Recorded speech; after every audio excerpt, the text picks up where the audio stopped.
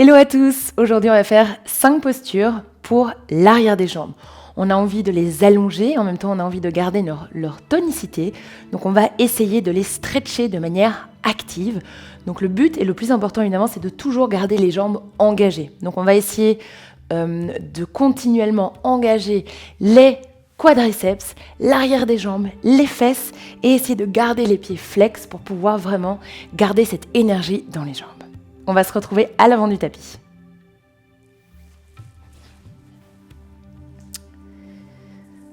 On vient placer les deux pieds largeur des hanches. Il y en a qui préfèrent mettre les pieds ensemble. Personnellement, je préfère les pieds largeur des hanches pour plus de stabilité. Et on va simplement arrondir le dos, aller vers les jambes. Vous allez là où vous pouvez aller. Essayez juste de garder les jambes tendues et le poids du corps dans les orteils. Peu importe si vous touchez le sol ou pas. Vous venez attraper vos coudes opposés et vous essayez de relâcher la tête, la nuque, les épaules. Vous pouvez basculer le poids du corps à gauche et à droite et basculer le poids du corps en avant et en arrière. Essayez vraiment de sentir ces différences lorsque le poids du corps est dans les orteils ou dans les talons.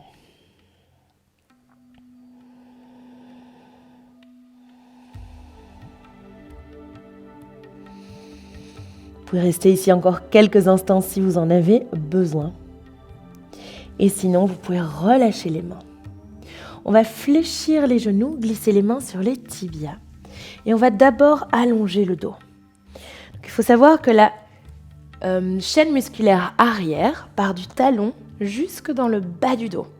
Donc, ce qui veut dire que si vous apprenez vraiment à basculer le bassin et bien vous plier à partir des hanches, ça va venir allonger l'arrière de vos jambes. Donc, ce n'est pas nécessaire d'avoir les jambes tendues pour sentir l'étirement de l'arrière de vos jambes, de la chaîne musculaire arrière.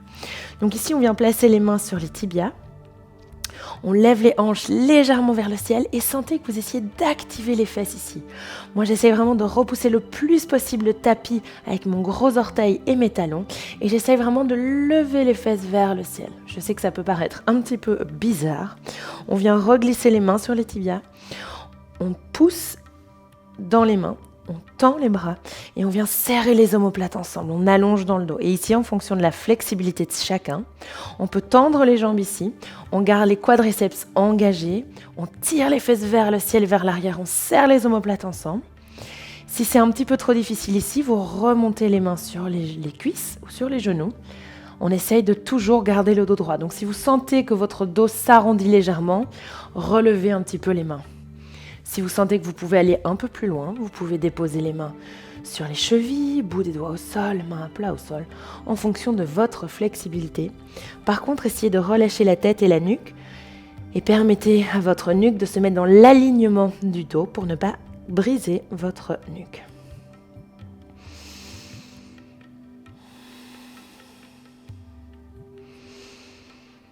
Super, et tout doucement, on peut plier dans les genoux, dérouler la colonne vertébrale, vertèbre par vertèbre, et venir se mettre dans la troisième posture.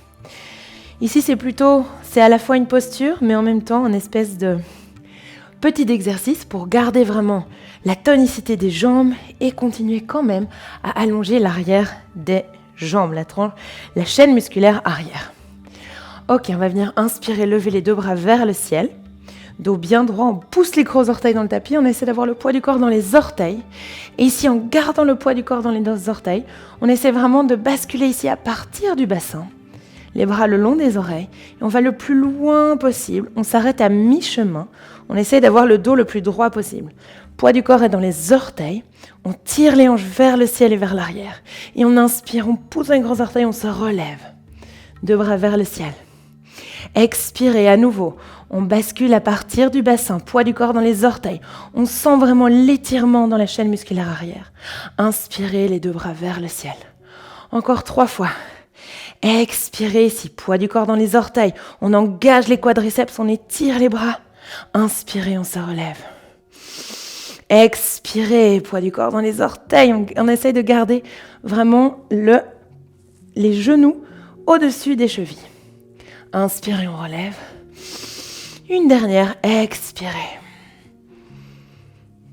On reste 3, 2 et 1. Inspirez doucement, on se relève.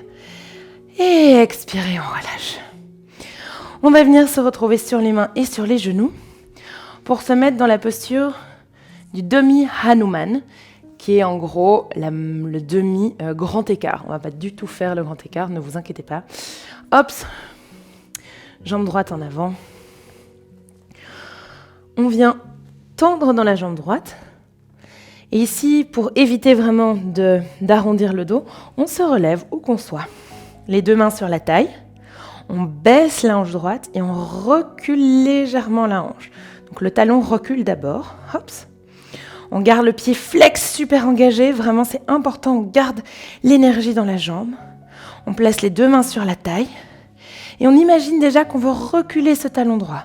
Il ne recule pas, mais il y a cette énergie de la hanche droite qui veut reculer. Et en même temps, à nouveau, on bascule à partir des hanches. On inspire doucement, on se relève. Expirez, on descend doucement le dos droit. Inspirez, on relève. Le plus important vraiment, c'est d'avoir le dos droit.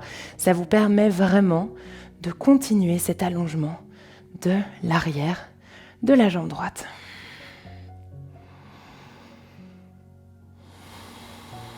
Et tout doucement, on va changer de jambe. Jambe gauche en avant, jambe droite en arrière. Exactement la même chose. On évite d'arrondir le dos, on baisse la hanche gauche, on recule légèrement le talon gauche.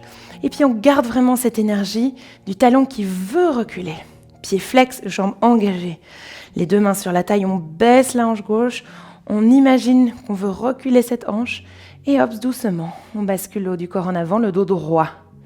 On s'arrête quand il veut s'arrondir. Donc si on veut savoir à quelle distance, à quelle hauteur on doit s'arrêter, dès qu'on sent qu'il veut s'arrondir, on arrête et on relève. Expirez. Inspirez. Expirez. Et inspirez doucement. On peut relâcher, on peut venir s'asseoir, jambes allongées sur le tapis. On fléchit les genoux légèrement. Et ici, je vais vraiment vous donner plusieurs options. On va faire cette posture, Paschimottanasana, de manière active. Donc, c'est vraiment le plus important. Pieds toujours flex. Et l'arrière des jambes engagé ici, les quadriceps engagés aussi. Première option, les genoux fléchis. Vous fléchissez là où vous en avez besoin. Et vous venez attraper la tranche extérieure des pieds. Essayez d'attraper la tranche extérieure des pieds que vous tirez vers vous. Et à l'aide de vos pouces, vous poussez les gros orteils en avant. Comme ça, vous êtes sûr vraiment d'avoir les pieds engagés et les jambes engagées. Une fois que vous êtes là, vous allez tendre dans les bras et reculer les épaules pour serrer les omoplates comme si vous étiez en train de creuser dans le dos. Et en fonction de votre corps, de l'énergie que vous avez aujourd'hui, de la flexibilité que vous avez aujourd'hui, hop, vous pouvez ou pas reculer légèrement les talons. Quoi qu'il arrive, mes jambes sont engagées, mes pieds sont flex. Ici, je sens l'étirement des jambes, je suis hyperlaxe. Donc je pourrais me dire, je sens rien ici, mais comme toutes mes jambes sont engagées, je le sens énormément. On essaie d'imaginer de nouveau que les fesses tirent vers le ciel et vers l'arrière, que je veux creuser ici dans le dos. Nombril tire en avant, épaules tirent en arrière. On respire profondément. En fonction de sa flexibilité, on peut peut-être tendre les jambes. On recule les épaules, et c'est les épaules qui toucheront en dernier les jambes si on est très flexible.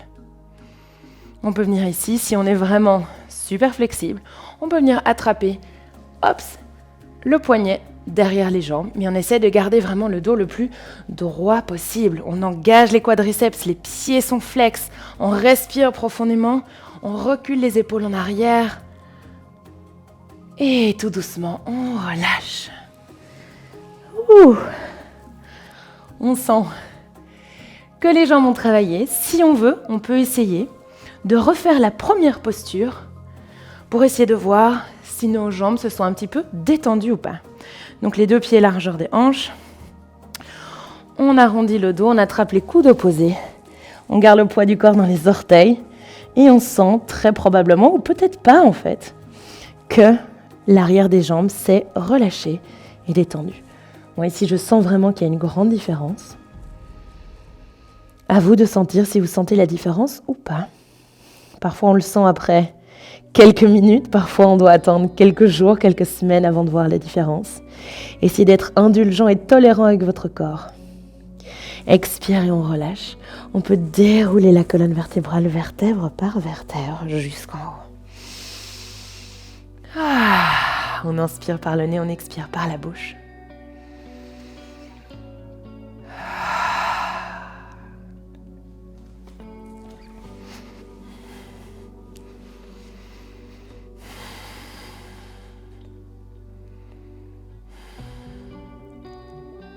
N'hésitez pas à faire ce petit flow si vous avez l'habitude de courir, de faire du vélo, de beaucoup utiliser vos jambes dans votre vie quotidienne ou simplement dans votre activité plus sportive.